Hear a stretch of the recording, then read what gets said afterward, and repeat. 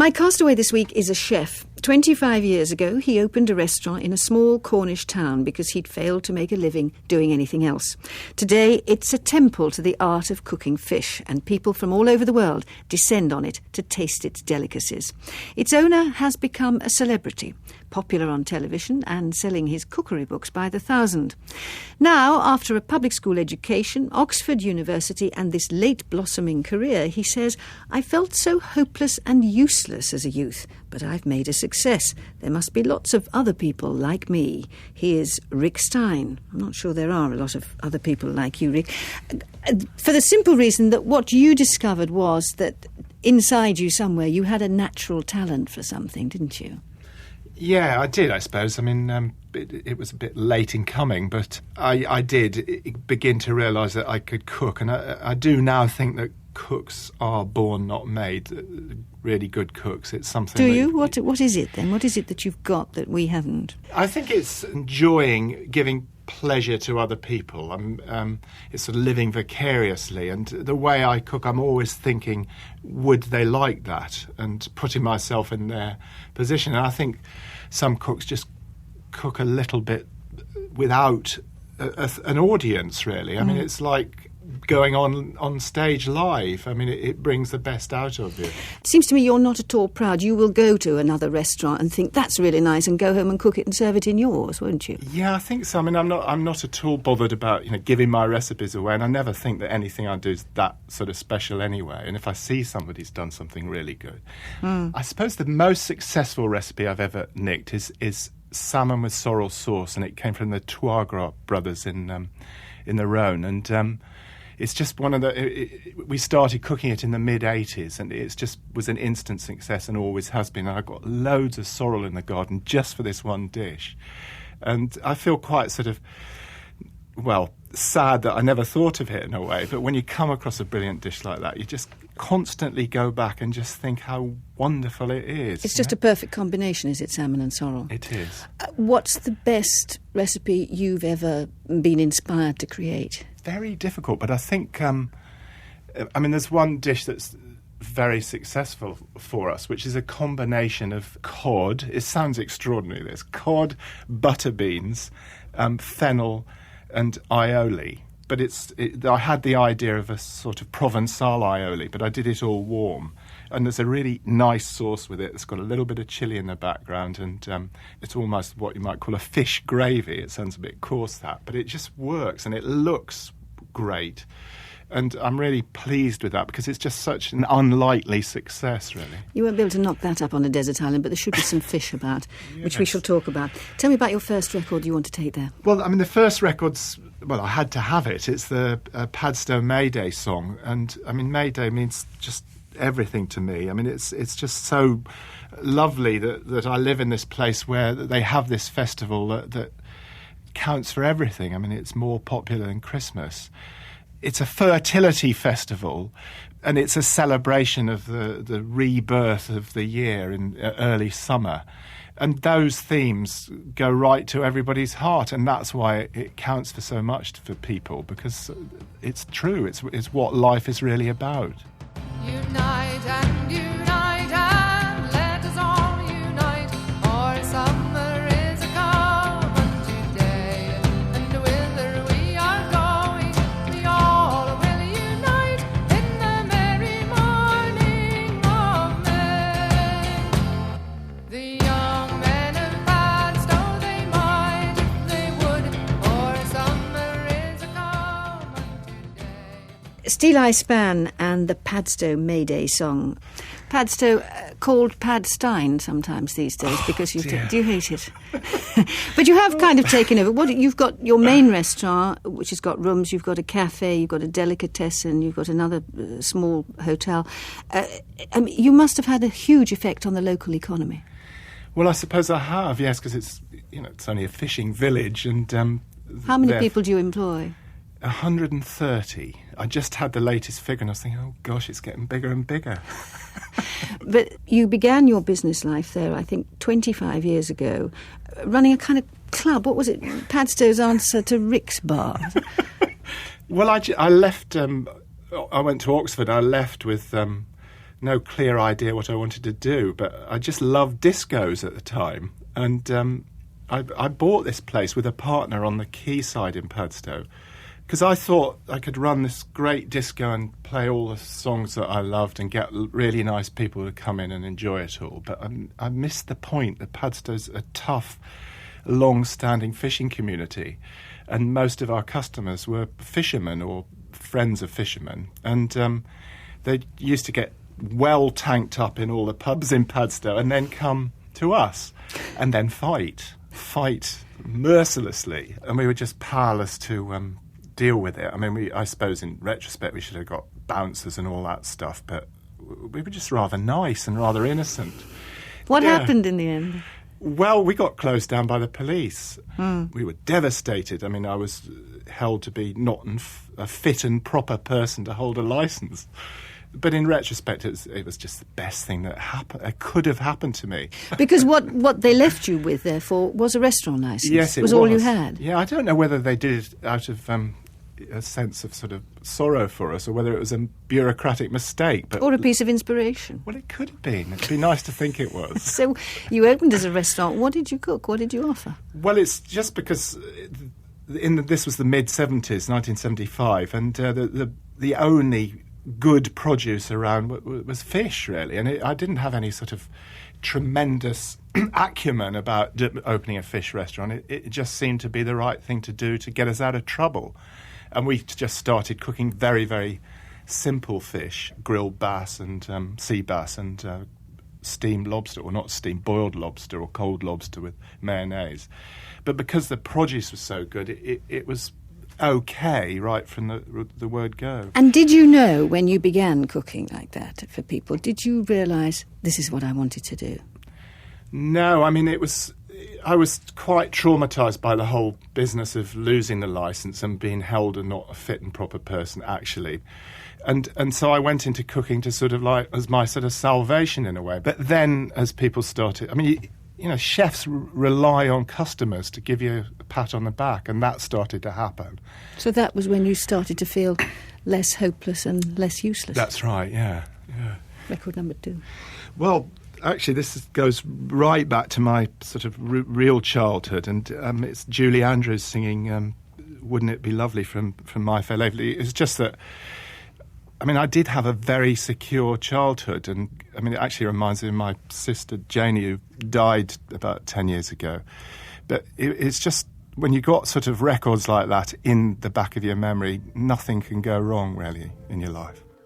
It's rather dull in town, I think I'll take me to Paris. The missus wants to open up the castle in Capri.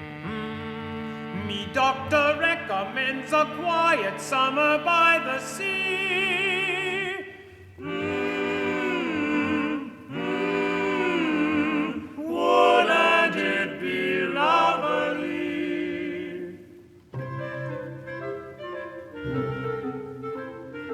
All I want is a room somewhere far away from the cold night air, with one enormous chair. Oh, wouldn't it be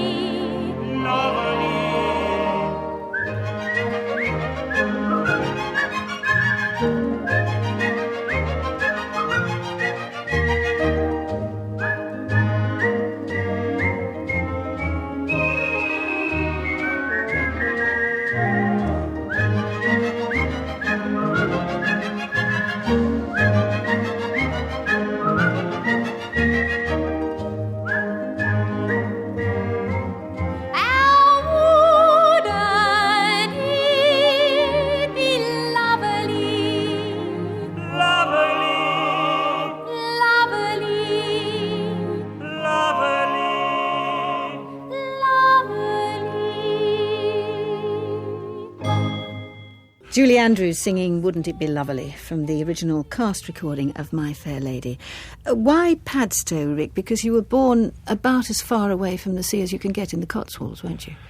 Well, in fact, my grandparents bought a house just outside Padstow, not the same one that we lived in, which was built by my father and uncle, but very close to it, before the First World War. And, they had quite a bad time in the First World War because with a name like Stein, and they were German, they were pretty unpopular. They lived in Surrey, in Weybridge in Surrey. And people were really hostile to them because of the First World War, of course. Well, they'd be regarded as enemy aliens, wouldn't they? Absolutely, yeah.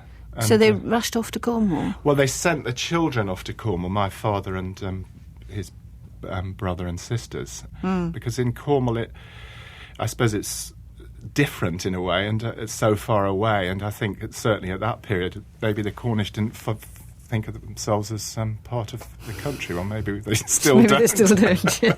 But you went there anyway as a child, and you knew it, and it's always been part of your life. But then I think in 1965 the family decided to move down there to live. Yes, they did. My father retired. He was not well, actually. He was a manic depressive, and he was getting worse, and he retired early. And we all went to live in Cornwall. So you'd have been, what, about 18, I suppose? Yeah. And then something terrible happened. Your father committed suicide. He did, yeah. It's sort of inevitable looking back, but it's a bad thing having a father that commits suicide because, I think the chief emotion, apart from sort of shock, is sort of embarrassment, really. At 18, you're sort of trying to be grown up, and you've got this terrible, mad father who, he jumped off a cliff. So, it was sort of quite bad. And the one thing you want to do is get away from it. But did you understand? You say he was a manic depressive. Did you see it coming, or was it a terrible shock? Or? It was quite a shock to me because I knew he had these sort of mood swings, but at that age I didn't really know the full implications of it. The way I reacted was to almost pretend it hadn't happened, that it hadn't affected me. And the initial way I dealt with this was to run away, was to go to the other side of the world. And I went to Australia for about a year and a half, and America and Mexico.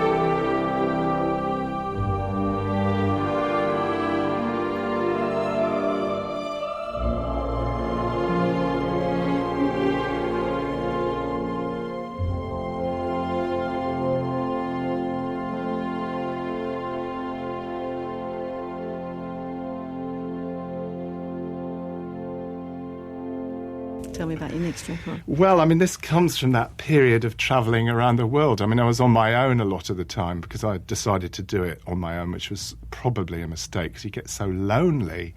It just reminds me of being in America and getting on and off Greyhound buses and staying in sort of YMCAs. And yeah, it's a tough old time, actually. And it takes me right back. And I would send a message to find out if she's talked. But the post office has been stolen and the mailbox is locked. Oh, Mama, can this really be the end? To be stuck inside a mobile with the Memphis Blues again. Bob Dylan and Stuck Inside a Mobile with the Memphis Blues again. It sounds, Rick Stein, as if this travelling was a kind of test. Did you actually court danger deliberately? Well, I suppose it wasn't deliberate, but it did happen. One of the worst times, or the best time for me, was on a track maintenance gang, and all the other people in that gang were ex-convicts or convicts on the run. And I got on terribly well with them, but once or twice there were some very, very sort of ugly moments. The man, he was about my age, in his early 20s, I suppose, who was in charge of the gang, was a ex-prisoner from various prisons all over Australia, mostly in Sydney. And he was very intelligent, but he'd obviously had a deeply troubled childhood. I was a little in awe of him, but one night we had this dog. It wasn't a dingo, it was just a sort of friendly dog called Warrigal that lived around the camp. And he suddenly announced he was fed up with Warrigal. He said, I'm going to kill that dog. And he threw it down a well. The place where the camp was called Deep Well. I was really nervous because you suddenly realised that this man could be really violent like that.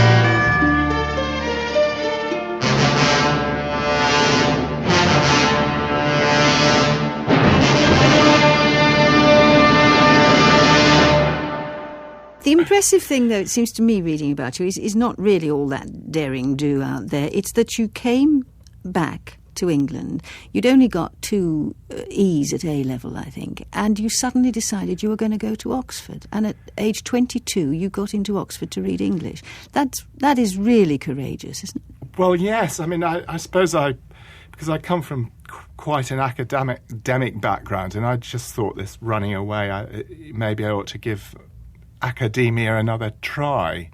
So I worked very hard to get into Oxford, and in those days, as long as you had 2 A-levels, that was okay, because everything hinged on the entrance exam. Yes, but a 2E offer doesn't normally mean 2 E's. But did you feel, therefore, that you had something to prove? I know one of your older brothers got a first from Oxford. Did you feel, hang on, they're going to think I'm the dimbo round here, I'm going to show them? Yes, I did feel, but it didn't really work very well. I mean, I think looking back on it, I just think it still was a bit not for me, looking back on it. The problem with universities then was that people came straight out of school, straight into university, and really somewhere like Oxford, which favoured then, though it doesn't nearly so much now, public schools, you just had the same atmosphere, and it was like going back into school. And I was, 23, I think, at the time when I finally got there. So I was a bit of an outsider then anyway. But I really enjoyed the course. And the really nice thing was I had John Bailey, who was Iris Murdoch's husband, as a tutor. And he could see that what really I liked about English literature was the experience of it, and actually doing all that academic tearing it apart I didn't want to know about. And he enjoyed that in me. And did you eat? Did you cook? Well, in those days, it was pretty trendy to be interested in food and cooking. I remember Len Dayton, of all people, had bought out a cookery book, and he was in there going on about Sabatier knives and things. And it was Michael Caine did it in the Ipcress file, didn't he? Yes. Yes. All of a sudden, it was a macho thing to do. It was. And we used to have dinner parties. We used to Smart. cook and invite people around. What did you cook?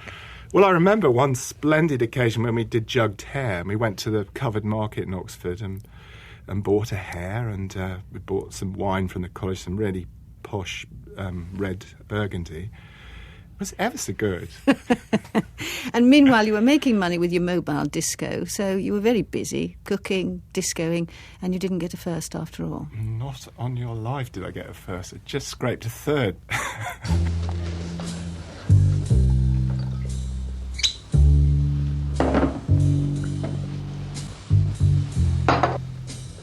Thank you. Champignon. Nothing but the best for our Parma. Courtney, I am going to cook you the best meal you've ever eaten.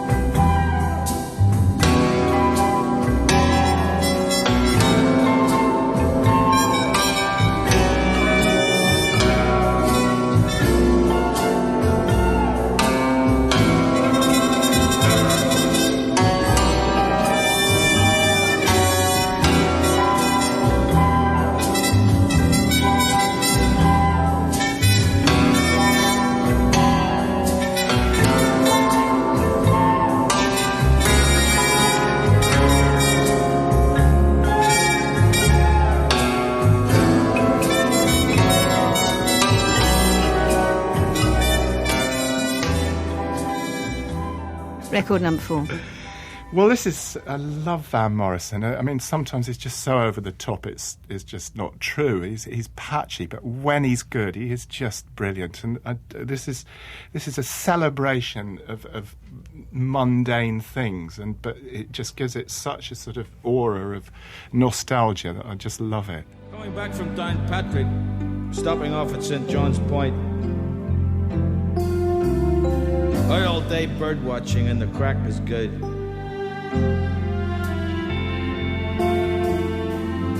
Stopped off at Strangford Lock early in the morning. Drove through Shigley, taking pictures and on to Killalay. Stopping for Sunday papers at the Lacal district. Just before Coney Island. Van Morrison and Coney Island. So there you were, Rick, running this small fish restaurant in Padstow through the second half of the 70s and into the 80s with your wife Jill, whom you'd met and married by then, and making a decent living, I'm sure, but nothing exceptional. But you'd committed to cooking and you were enjoying it. Did you think during that time about moving up country? Did you think, I can't sit here for the rest of my life just cooking fish for the locals? I better get up there and compete with the big boys? Well, yes. I mean, funnily enough, the Bob Dylan track on earlier, I remember thinking, is this really the end, to be stuck inside a Padstow with the August blues again? There's this sort of slightly frustrating feeling we weren't getting anywhere. And I was thinking of upping sticks and going to maybe Oxford or maybe London, where, I mean, what you're looking for is inform people that know about food. I mean, once you do realise that you're doing something a bit serious with food, then you want an audience. So why didn't you? Well, it was actually my sister Janie who'd always said, don't move, just remember the raw materials. And that is so important, and looking back on it, I'm so glad we didn't, because the whole thing about having a fish restaurant on the coast in a pretty place like Padstow is people have this idea of going on holiday to somewhere like Padstow and finding a restaurant like ours, and all you have to do is just do it. It's obvious, isn't it? Oh, well, yeah, if it works. But you waited 10 years, then there was the big turning point, wasn't there? Yeah, well, we won a national restaurant competition. It filled a restaurant. We got tons of interest. I mean, so much that we were on our knees, really, because we just couldn't cope with the business. But it sort of kicked us into another gear, and it did give us that platform. And since then, of course, has come the television exposure and so on, which did the trick even more. And now you've got the Porsches and the rollers queuing up, and people have to book months in advance. But then you've ceased to be what you set yourself up as in the first place, because now you run not a simple restaurant. You still cook fish simply, but you run quite a grand restaurant with grand prices, and one doesn't blame you, carpe diem and all that. But, you've got away from the gap in the market that you saw and that you believe people ought to have. Well, that's true, but actually the cooking is still simple. The reason that the prices are grand, it sounds like I'm sort of defending myself too intensely, but good prime fish like turbot, sea bass, Dover sole costs a lot of money.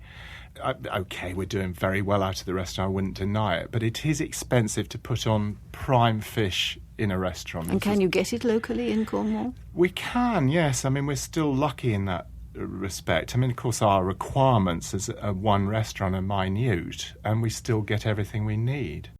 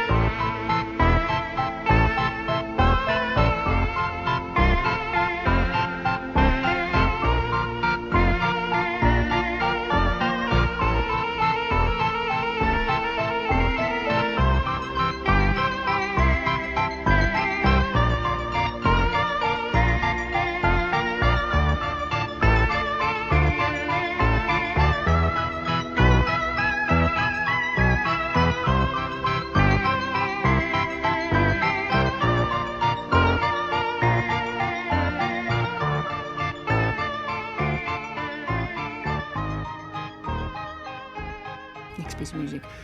Well, this is lovely. It's actually, we used it in the seafood series on the telly that I do, but it's by Malcolm Arnold, and he lived just outside Padstow in the early 70s, and I was really friendly with him at the time, and it was just great fun. He used to have fantastic Czechoslovakian lager, I remember, in the sort of late 60s, early 70s, when you'd never even thought that they brewed beer behind the Iron Curtain, and great Russian gaspers and Havana cigars, and we were all in our early 20s, and he was just fantastic.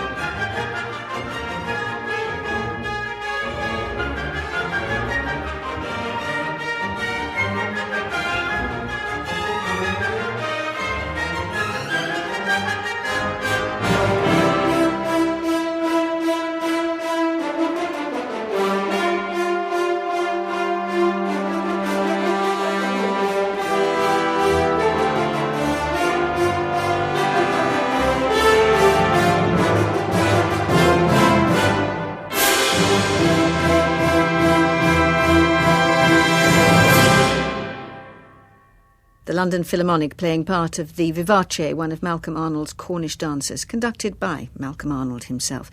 So tell me your view, Rick Stein, of the average British fish consumer then. He's worried about the bones. He thinks it's something he should only eat on Fridays as a kind of penance, I think. That's true, and the problem is that it's all about supply and demand. Because we don't buy that much fish, the supply doesn't tend to be as fresh as it could be. And therefore it's like a catch-22, like a vicious circle, that we don't buy enough, it isn't fresh enough, and round it goes, whether you go to France or Spain or the coasts of Italy, and generally the fish even in supermarkets in France, the fish is not too bad. So it's our fault, really. We, the consumer, are responsible for the demise of the fishing industry, are we? Well, I think we are. I mean, it's a very difficult argument to hold, I suppose, but what I sort of feel is that if we cared more about seafood, we'd care more about making sure it wasn't fished out. We'd back either, whichever way you look at it, either our fishermen or the people that decide where fish should be fished. I mean, the whole business of fish quotas and conservation methods is so complicated and such a muddle. Well, what it means is a lot of stuff that's caught is tipped back, is dumped back at sea, isn't it? Well, it is. I mean, here simply the reason is that you've got a quota on something like hake. You go out, you fish your quota, you've got another day to fish.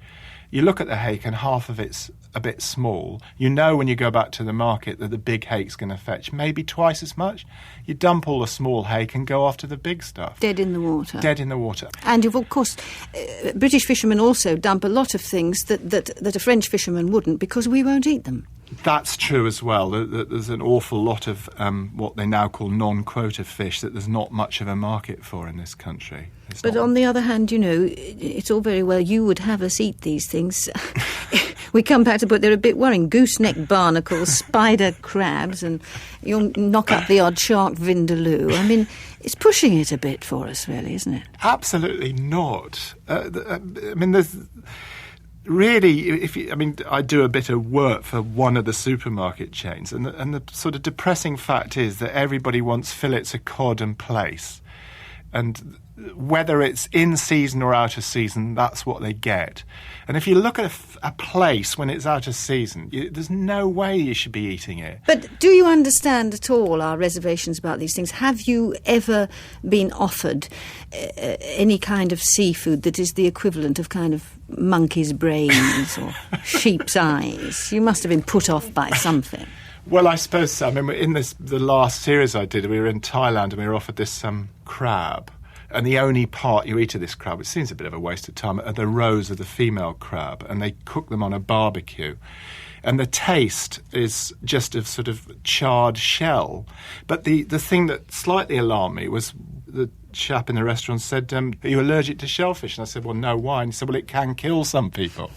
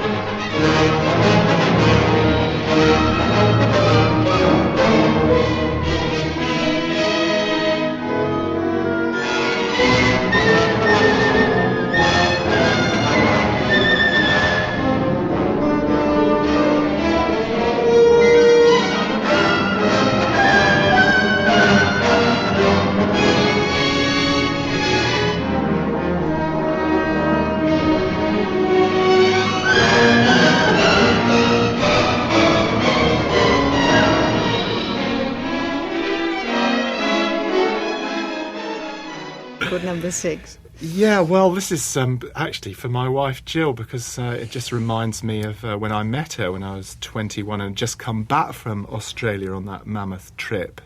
It just takes me back to surfing and the beach, and that's all part of, my life just as much as seafood is. It's automatic when I'm talking with old friends. The conversation turns to girls we knew when their hair was soft and long, and the beach was the place to go. With suntan bodies and waves of sunshine, California girls in a beautiful coastline and warm belt weather. Let's get together and do it again. Do It Again by the Beach Boys. Do you use the sea? Do you go and sit by it? Do you have all these thoughts sitting looking at it? Well, I mean, that's certainly one of the things I really used to like doing when I was cooking and getting extremely hot and bothered, was just to go out after cooking and just go off to Trevose Head in my car and just put some music on and just drive very slowly out to Trevose Head and just sit looking at the surf at night. If it was moonlit, it was lovely, and just sort of relax. I mean, what is it about the sea? I mean, it just sort of relaxes you.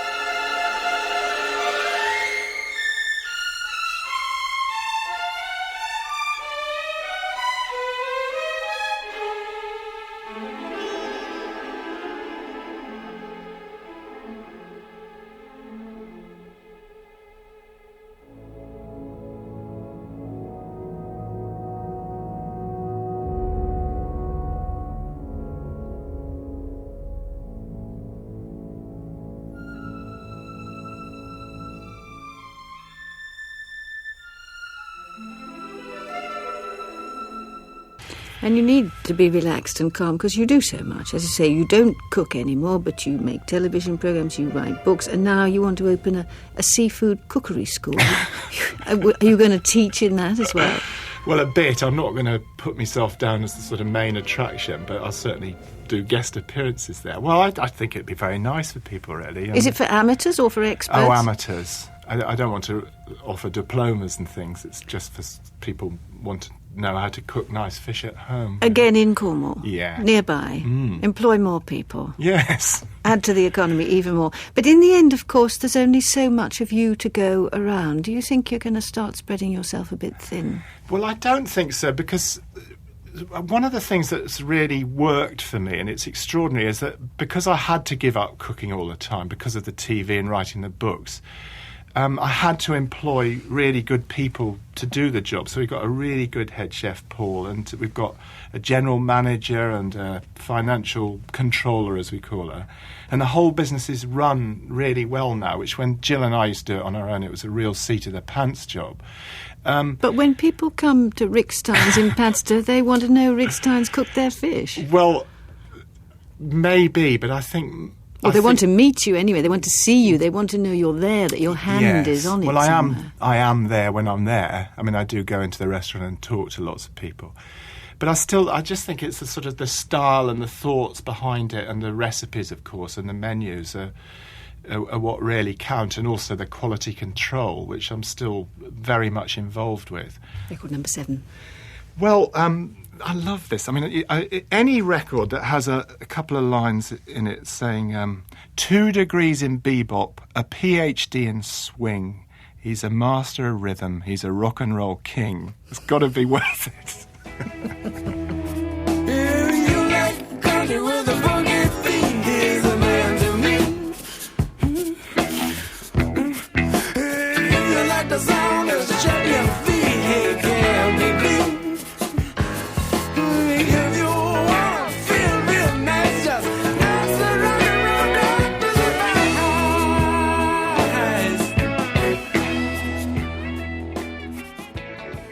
Little Feet and Rock and Roll Doctor. So a desert island for you, Rick Stein. You've probably been to quite a few. Where do you imagine yours might be? Oh, I think probably in the Pacific somewhere, sort of beyond Fiji.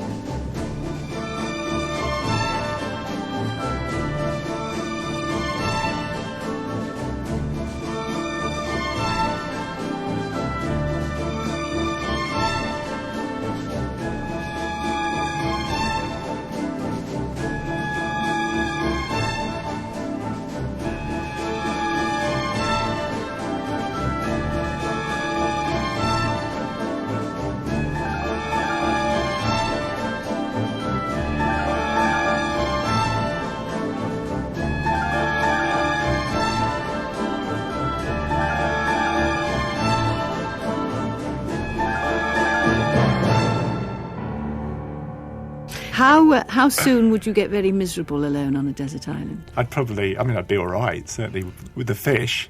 Well, I was going to ask you that, if there were a fish dish that you might have as your last supper, what would it be? Well, I probably couldn't do it on the desert island, but the one dish I like, and people find it extraordinary, that I really like, is that classic French dish, ray au beurre noir, or skate with black butter, as we call it. Because actually most shark I find a bit overpowering, but I think skate or ray is a perfect balance of flavour and texture. Not too bony. No, because it's the sort of I don't know how you describe the fillet of skate, but it just peels away from that cartilage so sort of satisfyingly. And black butter, which is just cooked salted butter with vinegar and parsley added and thrown over the top of the skate, and then capers.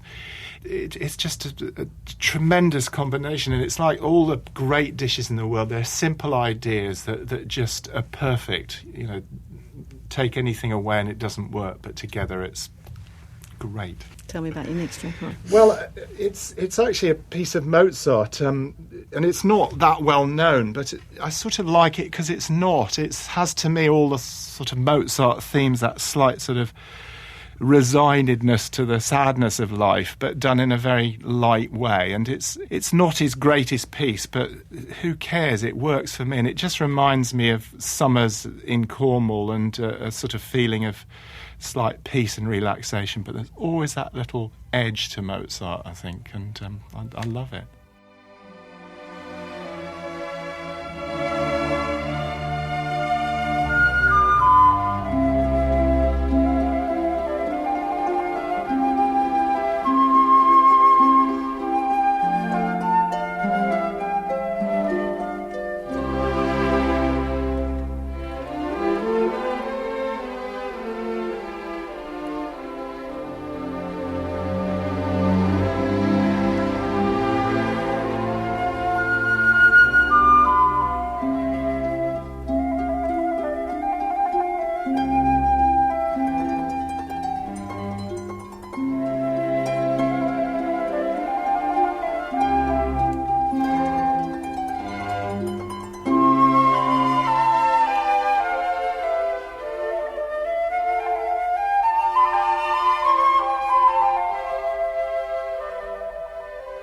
Werner Tripp and Hubert Jelinek with the Vienna Philharmonic playing the opening of Mozart's concerto for flute, harp and orchestra in C major, conducted by Karl Münchinger.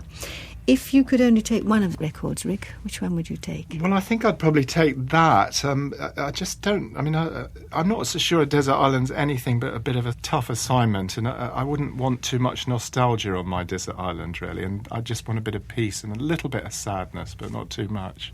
What about your book? Well, Anna Karenina, I just think it's the best book in the world. It just because all her life's in it, and Tolstoy was just so human, and in every way. I know he had his faults, but not in the books. They're just all encompassing, and I just think it's a greater book than War and Peace, and that's the one for me. And your luxury?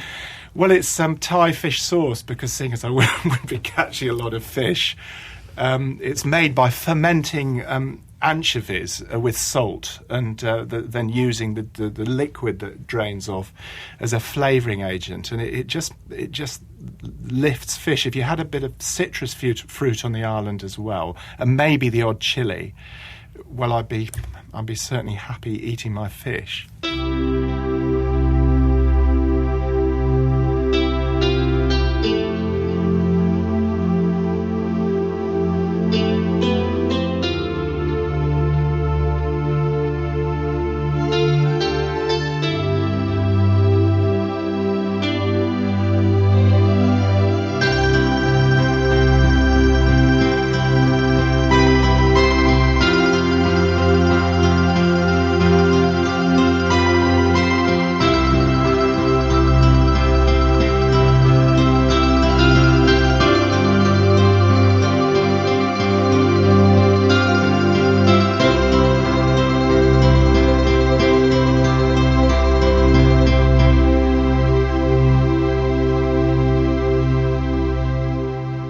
Rick Stein, thank you very much indeed for letting us hear your Desert Island Discs. Thanks a lot.